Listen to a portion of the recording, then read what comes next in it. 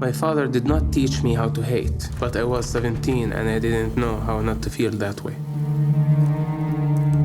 We wanted to recruit people like him. When I bring someone to the meeting, basically I'm destroying his life. What was important is to bring this guy. He asked me, would you work for us? And I thought, is this guy out of his mind or what? You need to make him betray his own people. They needed someone like me, so I played the game. The first day handling him was the first day of the end of my career. When did you first hear about Mosab Yousef's story? I was alerted to the book which he wrote called Son of Hamas, which was a big bestseller. And for me as an Israeli, it was fascinating. It was a really eye-opener because, Hamas were our neighbors. They had won the elections in 2006. And I realized we know nothing about them. It's just like today was the Islamic State. But we didn't know anything. And then Mosab, in his book, exposed the inside mechanism of it. He was groomed to be a future leader in Hamas. He is a real prince of Hamas. So his insider's perspective is fascinating. And this was the first step, And then the second step was I was introduced to Gonen Itzhak, his Israeli handler. And when I understood the nature of these two best of enemies, so to say, which have become best of friends, my whole body was covered with goosebumps because I realized that if this is possible, then anything is possible. And this is what The Green Prince, the film, is all about. It's a story of this relationship. Where do your emotions lie? It's very frustrating because when you put an Israeli and a Palestinian together one-on-one, they're very close. We shot some of this in the West Bank, so, we would go in. We're not allowed to go in, actually. There's a divisive wall. Israelis are not allowed unless you're a settler, but we had to sort of, sneak in, so to say. And there, I met with a great many Palestinians who were helping us, in the course of filming. And when you sit one-on-one, we are very close. We share the same sense of humor. We share the same sensibilities. We're sons and daughters of the same region. But then, there is that divide, this political divide. I think what made the relationship possible between these two best of enemies was the fact that they took a great personal risk to trust one another. And it's a great risk. But without this risk, there is no possible relationship. And I think when you look on the political arena, none of the leaders are actually taking the risk to trust one another. Now, look in the 70s, we know when Begin and Sadat did the peace agreements between Egypt and Israel, it was a great personal risk. Rabin was killed because of this.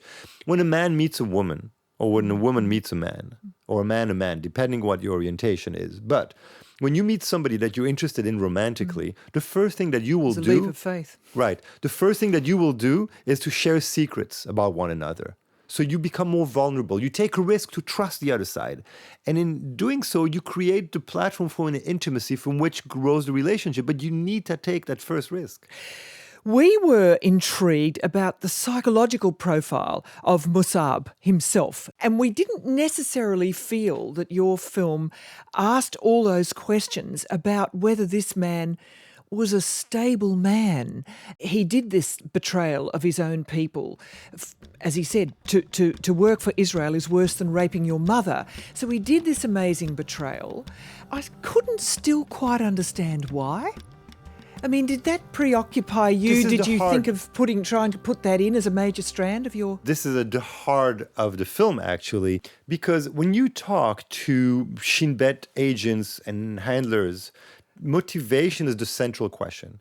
Motivation is something which changes and evolves over time. So there's not one reason why Mosab did it or why somebody would do it. It's something which changes and evolves over time. Now, when you see the film, or where Australian audiences will go see the film when it opens here December 4th, I believe, you'll see that his first motivation was revenge. He said, yes, I will work for the Israelis because I want to kill one of them.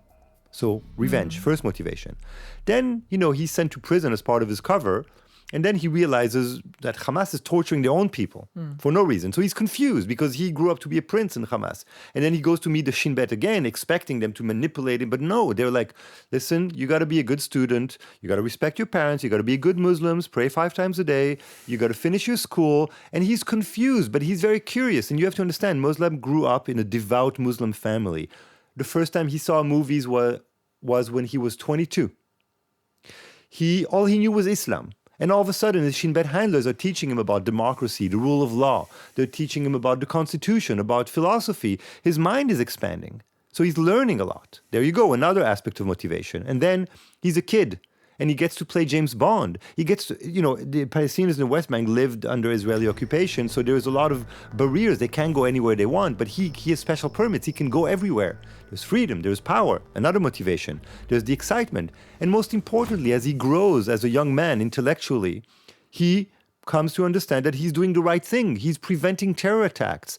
So he's helping not only the Israelis, the Americans, the Australians who happen to be visiting and sitting on a bus and they can be blown up. He's also helping his own people because of the retaliation cycle.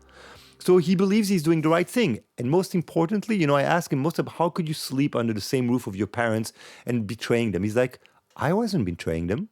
I was earning money. I was putting food on the table of my family.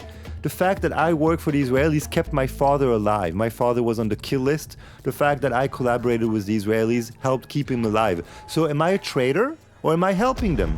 Al-Qaeda immediately issued a death sentence for him. This was maybe the time I understood that he's not just a source. He was there for us all the time. What sort of lives do Mosab and Gonen live today? Very modest, very brave lives. Mosab lost everything. Mosab lost his family, which is was the most important aspect of his life. I think, he paid a terrible price. He became a Christian, didn't he? He became a Christian today, and he became a Christian in the spiritual sense, because I think the teachings of Christ, love thy enemy, spoke very directly to him and help him sort of, deal with what he was doing. And he lives in California. He lives in California. He's on a path of self-discovery. And Gonen? And Gonen became sort of an instant hero. And during the last war, over summer, there was a war between Hamas and Israel. Gonen was on Israeli media day in, day out, and he is the go-to Shin Bet person, where, he was kicked out of Shin Bet. So it's very ironic, but it's also very redemptive. It's quite a story. Nadav, thank you very much indeed for being with us today. Thank you so much.